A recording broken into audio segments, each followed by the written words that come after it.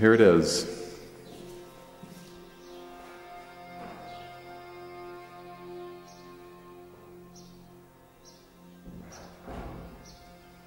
You know, it's been about a week, maybe a little more, 10 days or 2 weeks, and moving in had to happen over stages. So I lived in the cave with all the furniture for a few days, and then gradually we were able to do those final touches, which actually took the most time. It was the cleaning of the tile, the putting in of the doors, cleaning the stone.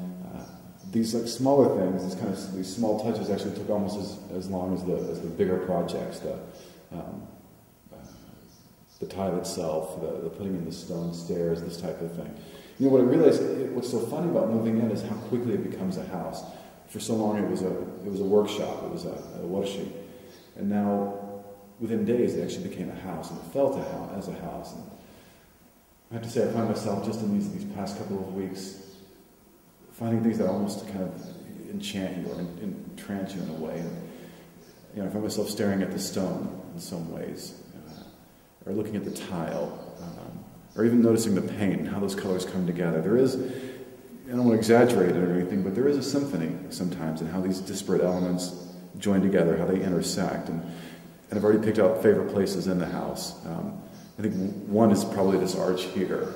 But not only the arch itself, I think the arch is pretty. And again, it's something we've talked about in the past, is how something so utilitarian in a way, stone, which back then was the equivalent of concrete, something so utilitarian that becomes so beautiful. So the arch itself is stunning now, but 100 years ago when the house was built, it was something very practical. You know, this was probably never inhabited. I think in the history of the house, it was originally used to store coal or keep chickens.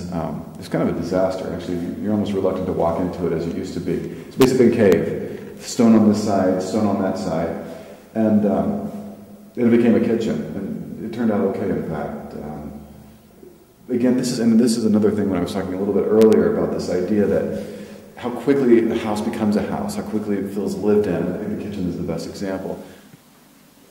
The tile, it's playful, I think, in a way. It changes shape, it changes pattern, depending on the perspective. And again, I think it's enchanting. You know, it kind